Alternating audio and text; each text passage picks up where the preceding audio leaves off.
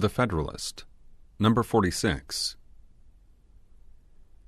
Resuming the subject of the last paper, I proceed to inquire whether the federal government or the state governments will have the advantage with regard to the predilection and support of the people.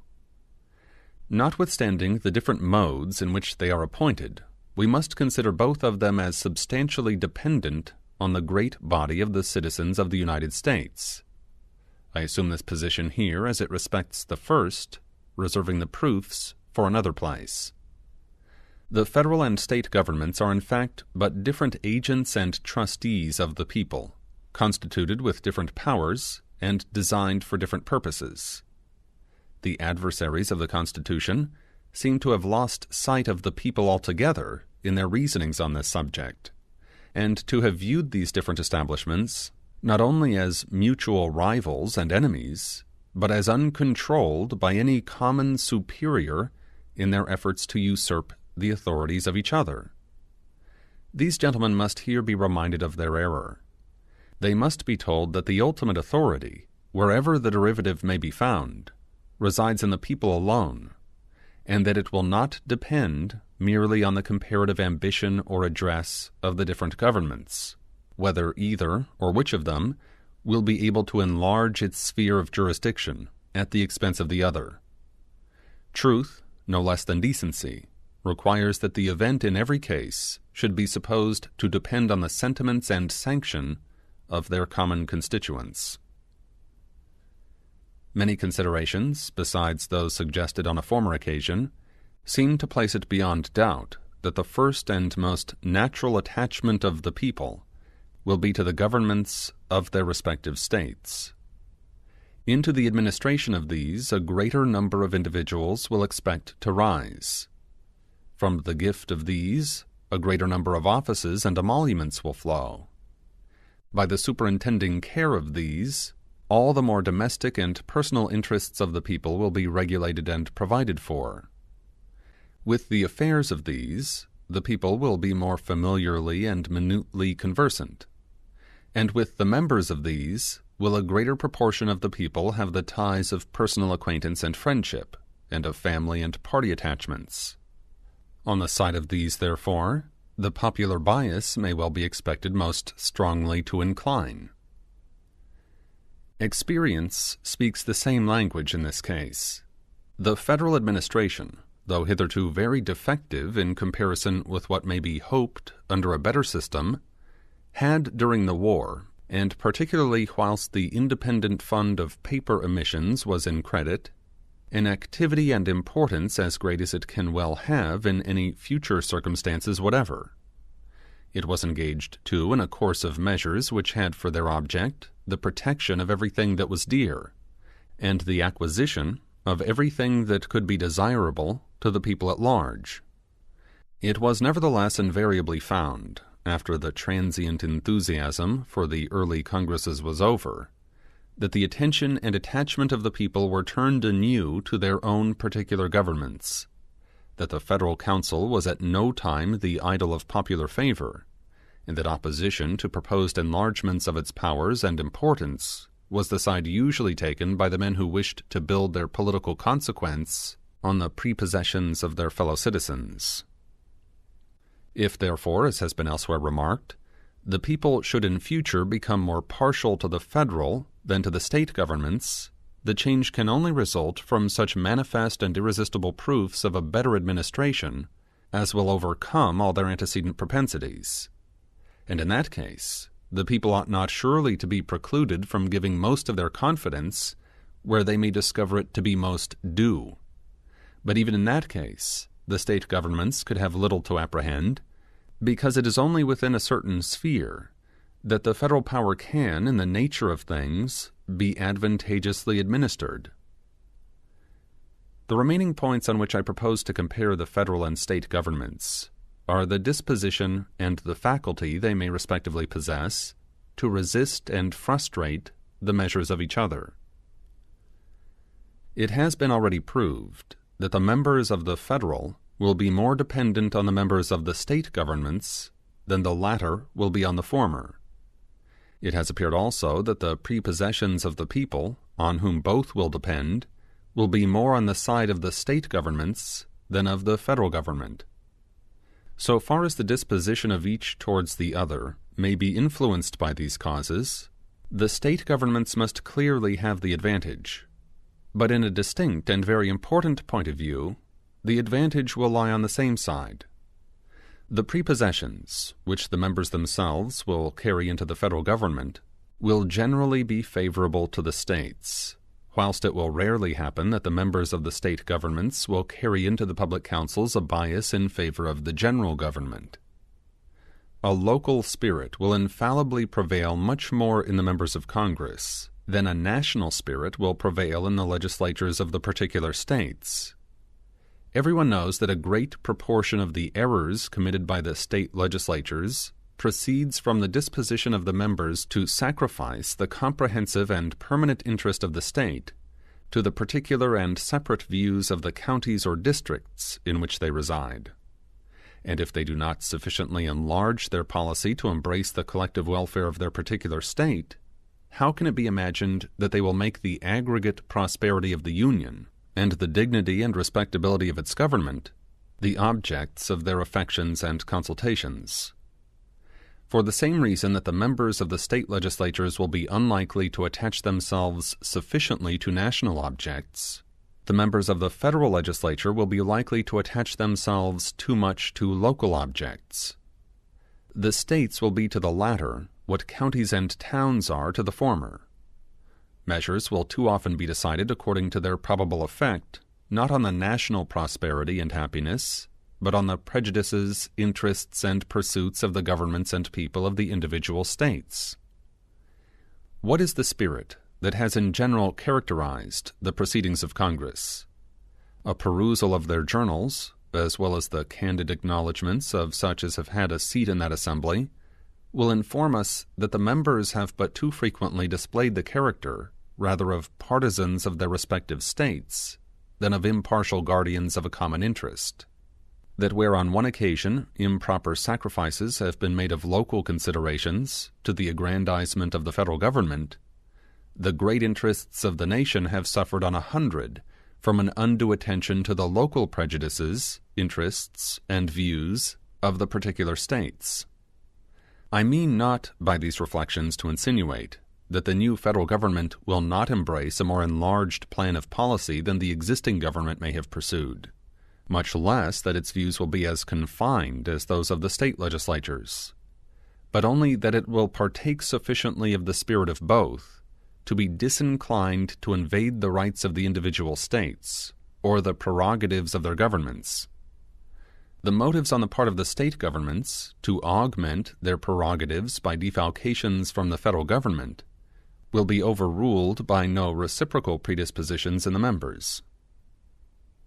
Were it admitted, however, that the federal government may feel an equal disposition with the state governments to extend its power beyond the due limits, the latter would still have the advantage in the means of defeating such encroachments. If an act of a particular state, though unfriendly to the national government, be generally popular in that state, and should not too grossly violate the oaths of the state officers, it is executed immediately, and of course by means on the spot, and depending on the state alone. The opposition of the federal government, or the interposition of federal officers, would but inflame the zeal of all parties on the side of the state, and the evil could not be prevented or repaired, if at all, without the employment of means which must always be resorted to with reluctance and difficulty. On the other hand, should an unwarrantable measure of the federal government be unpopular in particular states, which would seldom fail to be the case, or even a warrantable measure be so, which may sometimes be the case, the means of opposition to it are powerful and at hand. The disquietude of the people, their repugnance and perhaps refusal to cooperate with the officers of the Union, the frowns of the executive magistracy of the state, the embarrassments created by legislative devices which would often be added on such occasions, would oppose in any state difficulties not to be despised, would form, in a large state, very serious impediments, and where the sentiments of several adjoining states happened to be in unison, would present obstructions which the federal government would hardly be willing to encounter. But ambitious encroachments of the federal government on the authority of the state governments would not excite the opposition of a single state, or of a few states only. They would be signals of general alarm. Every government would espouse the common cause. A correspondence would be opened. Plans of resistance would be concerted. One spirit would animate and conduct the whole. The same combinations, in short, would result from an apprehension of the federal as was produced by the dread of a foreign yoke, and unless the projected innovations should be voluntarily renounced, the same appeal to a trial of force would be made in the one case as was made in the other. But what degree of madness could ever drive the federal government to such an extremity? In the contest with Great Britain, one part of the empire was employed against the other. The more numerous part invaded the rights of the less numerous part. The attempt was unjust and unwise, but it was not in speculation absolutely chimerical. But what would be the contest in the case we are supposing? Who would be the parties? A few representatives of the people would be opposed to the people themselves, or rather one set of representatives would be contending against 13 sets of representatives, with the whole body of their common constituents on the side of the latter. The only refuge left for those who prophesy the downfall of the state governments is the visionary supposition that the federal government may previously accumulate a military force for the projects of ambition. The reasonings contained in these papers must have been employed to little purpose indeed, if it could be necessary now to disprove the reality of this danger. That the people and the states should, for a sufficient period of time, elect an uninterrupted succession of men ready to betray both, that the traitors should, throughout this period, uniformly and systematically pursue some fixed plan for the extension of the military establishment, that the governments and the people of the states should silently and patiently behold the gathering storm, and continue to supply the materials, until it should be prepared to burst on their own heads, must appear to everyone more like the incoherent dreams of a delirious jealousy, or the misguided exaggerations of a counterfeit zeal, than like the sober apprehensions of genuine patriotism. Extravagant as the supposition is, let it however be made. Let a regular army, fully equal to the resources of the country, be formed, and let it be entirely at the devotion of the federal government. Still it would not be going too far to say that the state governments, with the people on their side, would be able to repel the danger. The highest number to which, according to the best computation, a standing army can be carried in any country, does not exceed 1/100th part of the whole number of souls, or 1/25th part of the number able to bear arms. This proportion would not yield, in the United States, an army of more than 25 or 30,000 men. To these would be opposed a militia amounting to near 500,000 of citizens with arms in their hands, officered by men chosen from among themselves, fighting for their common liberties, and united and conducted by governments possessing their affections and confidence. It may well be doubted whether a militia thus circumstanced could ever be conquered by such a proportion of regular troops. Those who are best acquainted with the last successful resistance of this country against the British arms will be most inclined to deny the possibility of it. Besides the advantage of being armed, which the Americans possess over the people of almost every other nation, the existence of subordinate governments, to which the people are attached, and by which the militia officers are appointed, forms a barrier against the enterprises of ambition, more insurmountable than any which a simple government of any form can admit of. Notwithstanding the military establishments in the several kingdoms of Europe, which are carried as far as the public resources will bear, the governments are afraid to trust the people with arms, and it is not certain that with this aid alone they would not be able to shake off their yokes.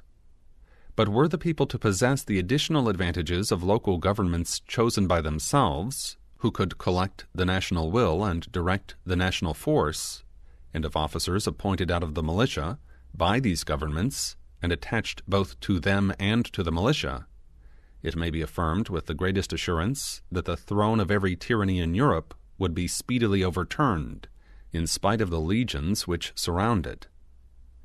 Let us not insult the free and gallant citizens of America with the suspicion that they would be less able to defend the rights of which they would be in actual possession than the debased subjects of arbitrary power would be to rescue theirs from the hands of their oppressors. Let us rather no longer insult them with the supposition that they can ever reduce themselves to the necessity of making the experiment by a blind and tame submission to the long train of insidious measures which must precede and produce it. The argument under the present head may be put into a very concise form, which appears altogether conclusive. Either the mode in which the federal government is to be constructed will render it sufficiently dependent on the people, or it will not. On the first supposition, it will be restrained by that dependence from forming schemes obnoxious to their constituents. On the other supposition, it will not possess the confidence of the people, and its schemes of usurpation will be easily defeated by the state governments, who will be supported by the people. On summing up the considerations stated in this and the last paper, they seem to amount to the most convincing evidence that the powers proposed to be lodged in the federal government are as little formidable to those reserved to the individual states as they are indispensably necessary to accomplish the purposes of the Union, and that all those alarms which have been sounded of a meditated and consequential annihilation of the state governments must, on the most favorable interpretation, be ascribed to the chimerical fears of the authors of them. Publius.